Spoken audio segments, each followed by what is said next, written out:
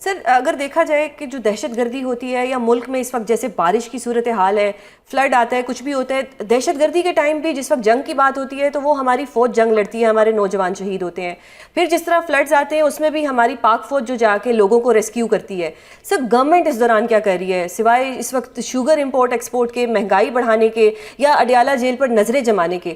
ایسا کیوں ہو رہا ہے کہ ہم اپنی فوج سے تو بہت خوش ہیں لیکن ہماری گورنمنٹ کیا کر رہی ہے؟ ہمیں اس پہ بڑے اعتراضات ہیں اور ہمیں بڑے گلے ہیں آپ سے.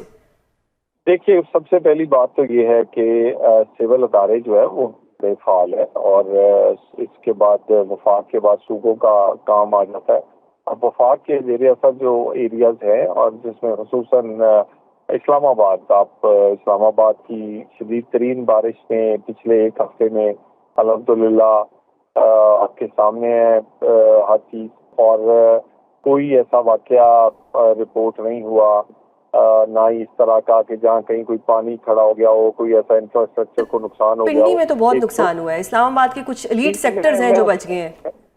نہیں، میں بتاتا ہوں. دیکھیے، پنڈی میں نقصان، دیکھیے جب آپ 450 یعنی 450 mm بارش ہوگی، اور تو وہ دنیا میں کہیں بھی ہو، ہمارے تو چلے وسائل کم ہیں، انفراسٹرکچر اچھا نہیں ہے، کیپیسٹی کے معاملات ہیں، اکوپمنٹ ہمارے پاس نہیں ہے، لیکن آپ دیکھ لیں جو یورپ یا امریکہ، یا بھی امریکہ میں پچھلے دنوں کی صورتحال تھی تو وہ ہو جاتی ہے.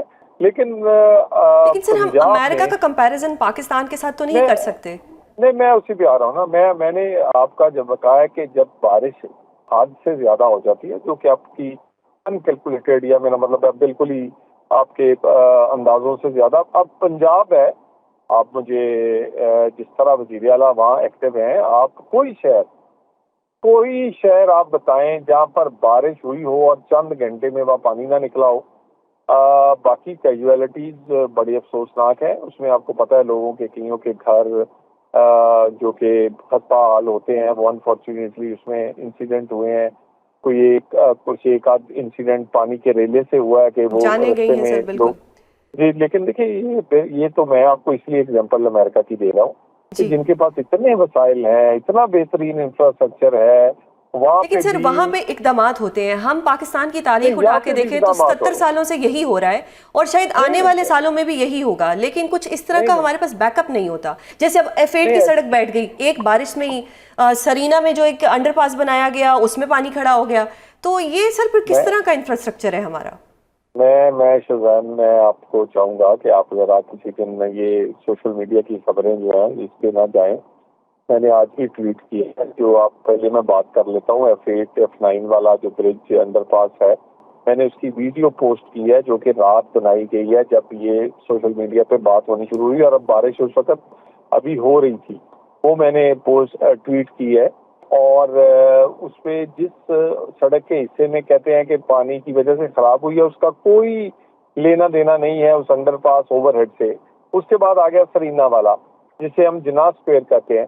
اس میں 14 کلومیٹر کی سڑکیں ہیں، اس میں 2 انڈر پاسز ہیں، اوور ہیڈز ہیں، اور اس میں ایک دفعہ صرف 3 میٹر ایریے میں SNGPL جسے سوئیت کہتے ہیں ڈپارٹمنٹ، اس نے کام کیا، اس کی کوئی لیکیج تھی اور اس کی وجہ سے وہ ڈیمیج ہوا. ادروائز آپ آئیں، ہمارے پاس سیف سٹی کے بھی کیمراز کی ہم آپ کو فوٹیج دیں گے. ڈپلومیٹک انکلیو میں بھی اس انڈر پاس کی وجہ سے تھوڑا نالے کا ایشو بن گیا، اور جس کی وجہ سے کچھ ایمبیسیز میں پانی آ جاتا ہے. نہیں، یہ بالکل غلط جوڑا گیا اسے. آج 7 سے 8 بارشیں ہو چکی ہیں یہ جب سے جناح اسکوائر بنا. 8، اس 8 میں سے پہلی 7 میں تو پانی کھڑا نہیں ہوا ادھر، اور اچانک 8ویں میں نہیں ہو سکتا، یہ بات نہیں.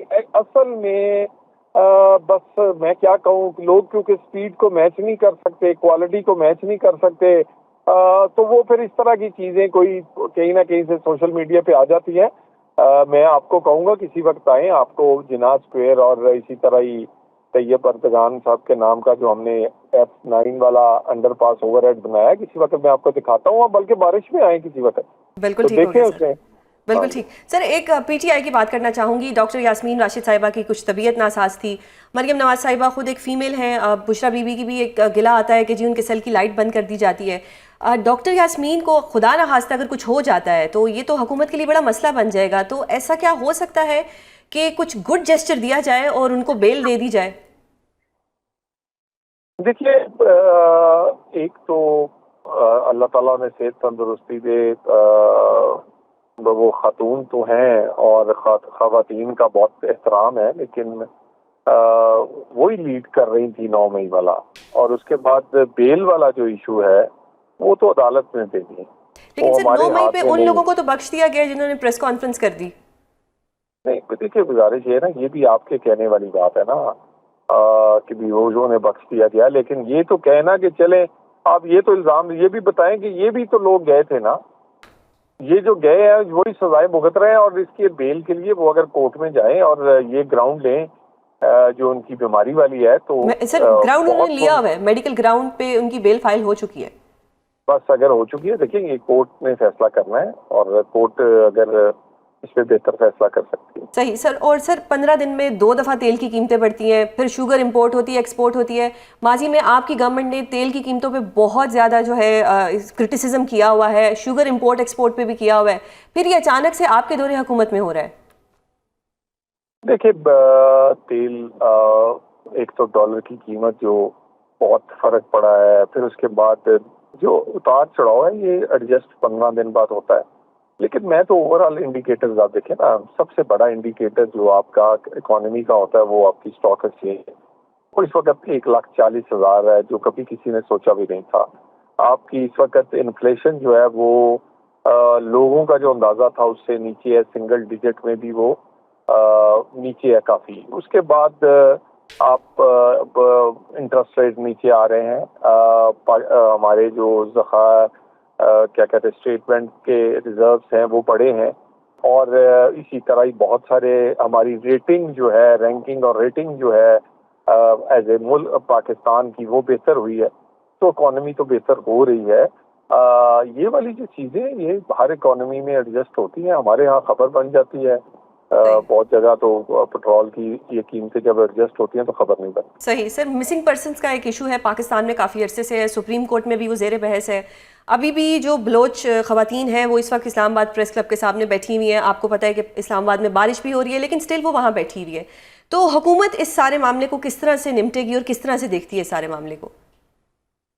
دیکھیے 25 کروڑ کے اس ملک میں 2,000 سے کم مسنگ پرسنس ہیں، اور ان 2,000 میں بھی بہت سارے لوگ خود سے بھی غائب ہیں، اور ایسے غائب ہیں کہ وہی جہادی تنظیموں کے لیے یا PLA اور اس طرح کی تنظیموں کے لیے وہ کام کرتے ہیں، اور کئی دفعہ جب وہ مارے جاتے ہیں تو تب پتہ چلتا ہے کہ یہ مسنگ والا ہے.